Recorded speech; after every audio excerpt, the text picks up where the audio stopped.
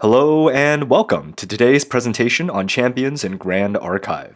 Champions are one of the core pillars of Grand Archive's design, represented by, so far, 7 different classes across iconic character designs drawing deep inspiration from history and fiction alike. Each champion puts an iconic face and set of abilities to helm your strategy to victory. What I personally love about Grand Archive is how each champion puts a unique and interesting spin on how to approach the game, both in terms of deck building as well as gameplay itself. This is because champions come in both lineages and levels, and the game allows you to level up your champion throughout the course of the game. For example, on screen, I have the Jin champion Lineage, one of my recent favorites in the game. You'll see that for this Lineage, there is a level 1 card, level 2 card, and a level 3 card for Jin, representing the character's growth in both the story arc of the block he was released in, as well as a tangible increase in power and capability throughout the course of the game. Once Jin reaches level 3, like most level 3s currently available in the game, he gains access to an advanced element, in his case, Exia. That said, leveling up isn't completely free. To level up to level 1, you typically have to banish 1 card from your memory. To level up to level 2, you have to banish 2 cards from your memory, and so on for level 3. This means that gaining access to that advanced element is in large part the reward for getting all the way to level 3, as each advanced element takes its own spin on doing incredibly powerful things as a reward for making the investment for going all the way to level 3. So in short, Grand Archive's champions come in great variety, showing the journey of a character's growth at each level by giving you, the player, more and more powerful abilities at each stage of the game. But what if you want to mix and match champions, classes, and levels? The game has you covered there too. There are champions that are informally known as lineage breaks, allowing you to level up into a differently named lineage instead. For example, Alan does not have the lineage text, allowing you to, for example, level up from Jin level 1 into Alan level 2. This also means that you can swap classes in the middle of a game, in this case switching from warrior to tamer, allowing for tremendous depth in deck building and player expression. So now, let's go ahead and take a look together at some champion designs I've been particularly delighted by in this game. Lraine is the swords-wielding poster girl for Grand Archive. She is a warrior class badass, and she enters the field strapped with a zero-cost weapon of your choosing. This means that, through the many sets of Grand Archive, Lraine has entered the battlefield with a colorful set of weapons, ranging from everything from a very pointy knife to a literal gun, and this versatility has lent Lraine to a variety of playstyles. Her level 3 cards, Spirit Ruler and Crux Knight, reflect this variety, and players have successfully piloted variants of Lraine to top finishes with builds ranging from control to aggro to mid-range to combo. So what does the level 2 do? Well, let's forget about Spirit Ruler and Crux Knight for a second and talk about Merlin. Merlin is a lineage break champion, allowing anyone to level up into Merlin, and Merlin has the powerful ability to eat cards out of the graveyard each turn, and if any of them have floating memory, Merlin gains a level counter. What makes Merlin so special then is Merlin's specific level 3 card,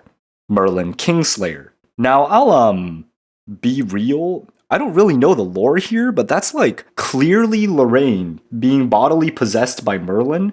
And obviously the synergy between Lraine and Merlin is clear. For one, Merlin gains a level counter each turn, and if it's an even amount, Merlin's player draws a card and gains +2 power until end of the turn. For two, remember that weapon that Lraine level 1 would bring out? Well, assuming you banished a card and gained a level counter while you were on Merlin level 2, once you level to 3, you would gain another level counter, draw a card, and gain +2 power when attacking with the weapon you had brought out with Lraine level 1. Even better, you can use Ghost of Pendragon to return the weapon you brought out with Lraine and draw 2. So that was pretty neat. Let's take a look at another champion. Rai is a champion with 2 clear focuses within his lineage: enlighten counters and gaining levels through banished arcane action cards. We'll start by talking about the former. Enlighten counters are a resource that you can accumulate in Grand Archive. At any point in the game, once you have at least 3, you can remove 3 at a time to draw a card. This is obviously very powerful and perfectly lends itself to, obviously, Merlin. Both Rai and Merlin are of the mage class, allowing seamless synergy within a shared pool of mage-specific cards. Because Rai is a mage, you can play cards like Heightened Spellcraft or Mnemonic Charm with Indolent Leisure at level 1, level 2, and level 3, meaning unlike Lraine, you can do all your interesting mage-related stuff right out of the gate. In fact, the 2 Enlighten counters on Rai don't even really go to waste. While on Merlin, you can play Lushun, gain an Enlighten counter, sack all 3 counters to draw a card, and then immediately rest Lushun and empower your next spell. This empower could, theoretically, go towards discounting the cost of Merlin's signature spell, Incarnate Majesty. Alright, but Enough about that. How about another champion? Kongming is another mage with a novel ability of her own. Her level 1 creates a Shifting Currents Mastery, a persistent game piece that can point in one of 4 cardinal directions, north, south, east, and west. Kongming has a number of powerful cards that have abilities that either depend on your Shifting Currents Mastery pointing in a specific direction, such as Ardent Cloud Striker, or when your Shifting Currents change direction, such as Hydroguard Retainer, allowing you to draw a card each time your currents shift from north to west. Many other cards for Kongming, such as Landscape Corsair, allow you to change the direction of the currents, and the Shifting Currents themselves can change direction at the end of each of your turns. This encourages a dynamic gameplay style that's all about planning out your turns carefully to maximize each little bit of advantage you can, and obviously this translates really well into her preferred level 2. Between Ascetic Vice and Erudite Strategist, obviously Merlin level 2 sees far more play. Once you level from Kongming to Merlin, unfortunately you're no longer able to change the direction of the Shifting Currents, but that's perfectly fine. Just make sure it's pointing the direction you want it to face before that happens. As Merlin then, having access to the Shifting Currents enables a suite of degenerate synergies. Most famously, by pointing west, Merlin can make use of Ardent Cloud Striker as a 6/4 beater for the remainder of the game, and then there's Harmonious Mantra. If you're facing north, the mantra will heal you for 3 plus your level. Reminder that Merlin increases her own level every single turn. It's not unusual to heal like 12 HP all at once off of one mantra.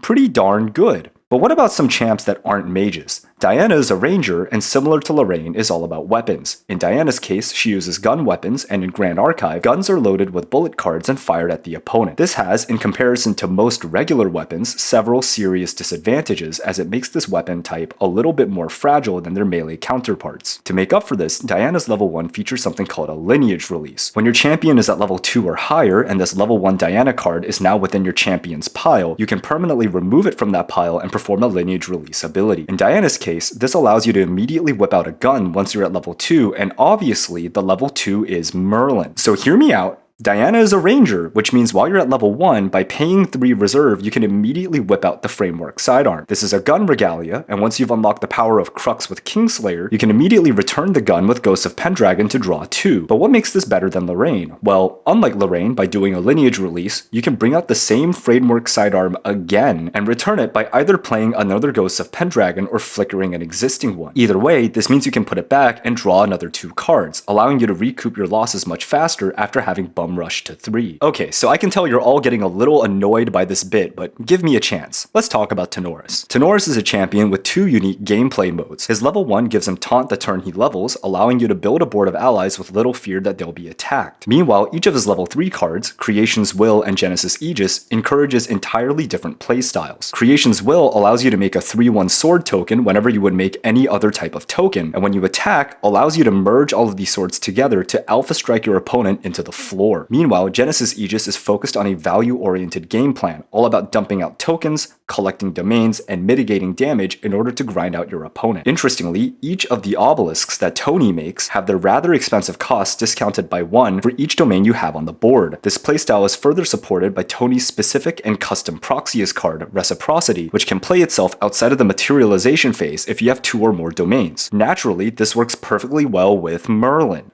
Okay, hear me out. Turn 1, you play Creative Shock, pitch a Floating Memory, and play Hub of Innovation. Turn 2, level to Tonoris by banishing a Floating Memory, and play another Hub of Innovation. You can now cheat out Reciprocity and make a drone. On the following turn, you can level to Merlin, but while Merlin is on the stack, use Reciprocity and make another drone. Now you have 2 1/1 drones, a Regalia to return with Ghosts of Pendragon, and Merlin and... I forget, what was this presentation about? Oh, right. Right. Yeah, all the champs are Merlin. Anyway, thank you for coming to my presentation. If you found this video deeply disturbing, please like the video, leave a comment about what your actual favorite champion is, and tell me whether or not you hope to see more Lineage Break champions in the future. Personally, Alan is one of my favorite Lineage Breakers, and I'm hoping to see him return in the future with a new level 3 or level 1 card. In addition, consider subscribing if you haven't, and follow me on Twitter or Blue Sky. Grand Archive is my favorite trading card game, and I'd love to surround myself with more people who love the game as much as I do, for whatever reason they love the game. Anyway, thank you for watching.